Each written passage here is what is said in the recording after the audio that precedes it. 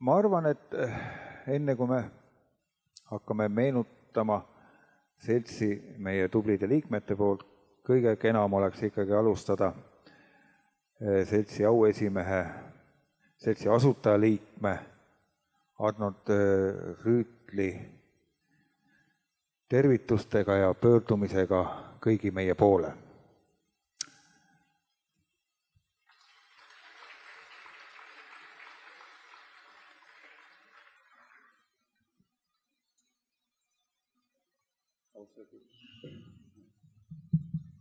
Austatud esimees, austatud Looduskaitse Seltsi liikmed, lugupeetud looduse sõbrad.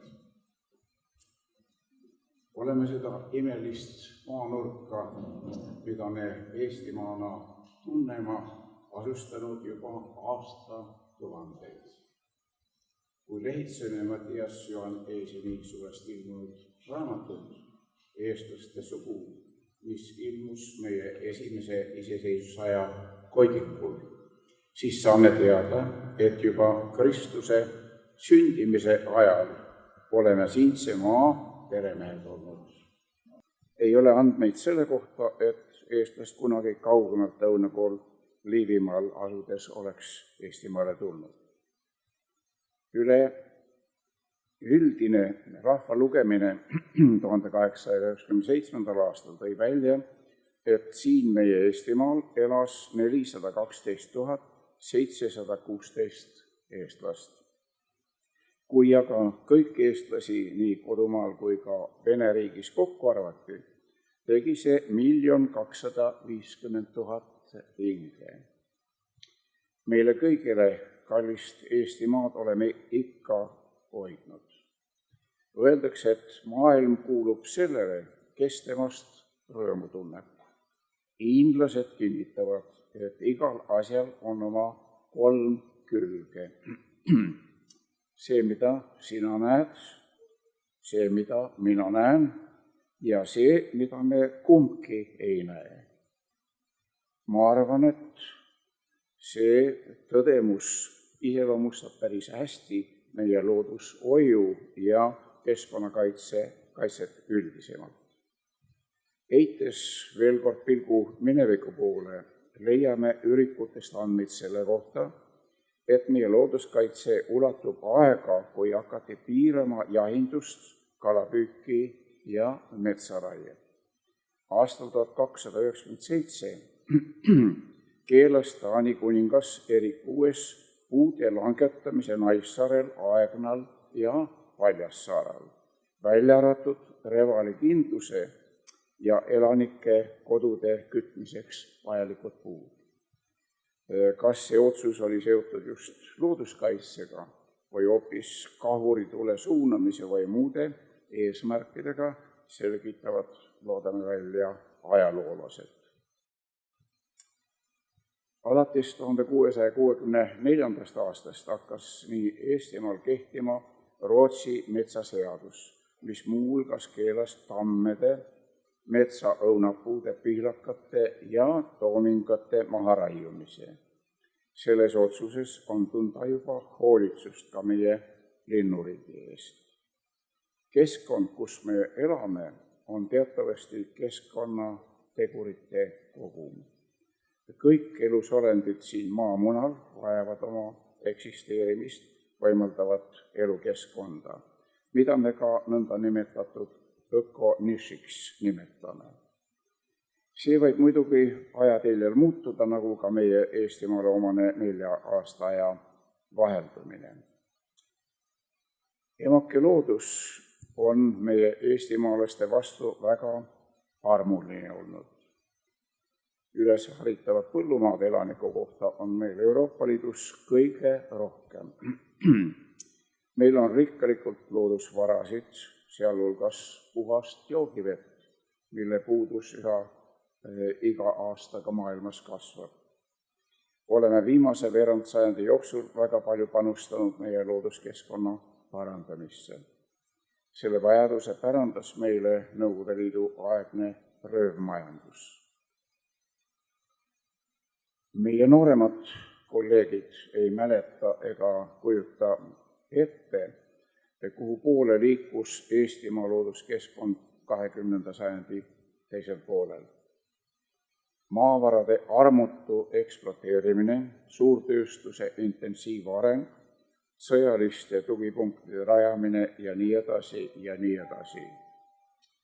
Võõrtööjõu sissetoomine NSV Liidust seadis otsesesse ohtu eestlaste enamusse jäämise meie isamaal.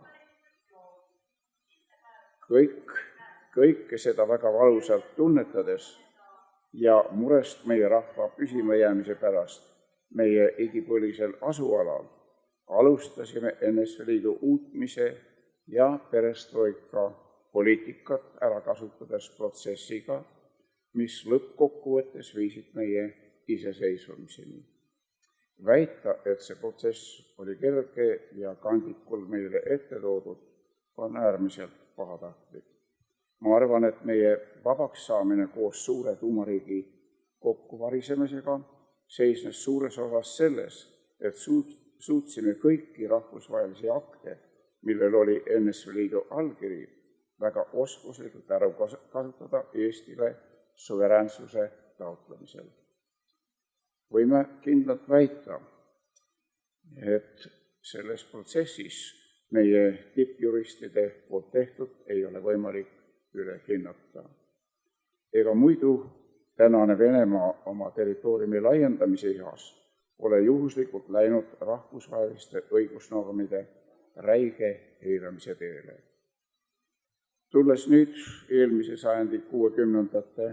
aastate juurde, tuleb tõdeda, et reaalset olukorda arvestades oli Eestimaa looduse kaitsmise üheks võimaluseks looduskaitsealade loomine. 1. juunil 1971. aastal asutati Eesti esimene rahvuspark, Lahemaa rahvuspark. See ligi 70 000 hektarit haarav rahvuspark loodi Põhja-Eesti iseloomuliku looduse ja kultuuripärandi kaitseks ja on muutunud kogu Euroopa üheks tähtsamaks metsakaitsealaks. Siit jõuame Jaan Eilarti juurde. Tema panus selle rahvuspargi loomisel oli erakordselt suur.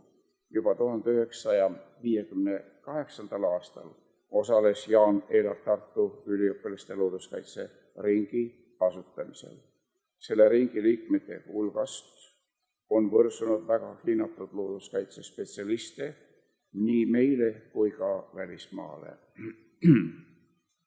Aastal 1966 rajas Jaan Eilart Tartu ülikooli looduskaitse ja koduloo kabineti. Loogilise jätkuna sellele tegevusele loodi Eesti Looduskaitse Selts, mille tegev esimeheks ta oli aastatel 1966 kuni 1988. Aastatel 1988 kuni 1996 selle esimees ja edasi seltsi auesimees. Mind isiklikult sidus Jaan Eilartiga tihe läbikäimine ja ühine mure Eestimaa saatuse pärast.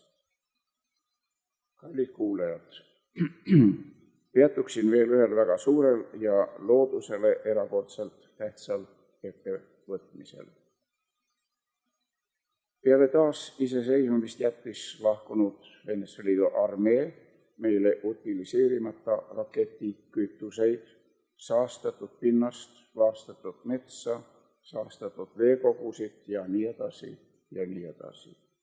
Seisuga 21. august 1991 oli Nõukogude armee halduses Eestis 570 militaarobjekti ja neist teenis ligi 35 000 mundrimeest.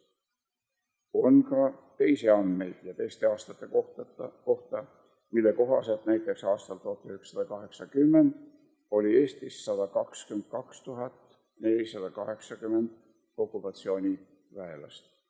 Seega ligikaudu iga 8 Eesti kodaniku kohta tuli üks täisrelvis Nõukogude armee sõdur. Kui see ei ole piisav heidutus, iseseisvuse suunatud mõttest loobumiseks, siis mis see on?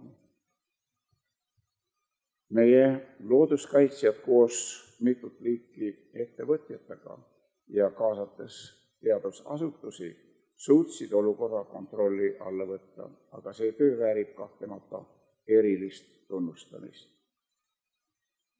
Lugupeetud kuulajad, nii keeruline kui praegu ei ole globaalne olukord varem olnud, välja arvatud muidugi maailmasõjad. Lähemal ajal saab meid olema üle 7,5 miljardi inimese maakeral. Ja kui arvestada, et äraelamiseks vajaks iga täiskasvanud inimene keskmiselt 2500 kilokalorit energiat päevas, koos muidugi selle toidukogusega sisalduvate toitainetega, siis globaalselt on olukord erakordselt troostitud. Kuid ma lõpetaksin siiski positiivsete nootidega ja kasutaksin selleks Nobeli laureaadi John Goldsworthy sõnu. Ma läbin selle maailma ainult üks kord. Sellepärast laske mul sooritada praegu kõik heateod, mida ma suudan teha, avaldada kogu võimalikku sõbralikkust igale inimolendile ja tummale loomale. Ärge laske mul seda edasi lükata ega tegemata jätta, sest ma ei läbi seda teed teist korda. Tänan teid tähelepanu eest.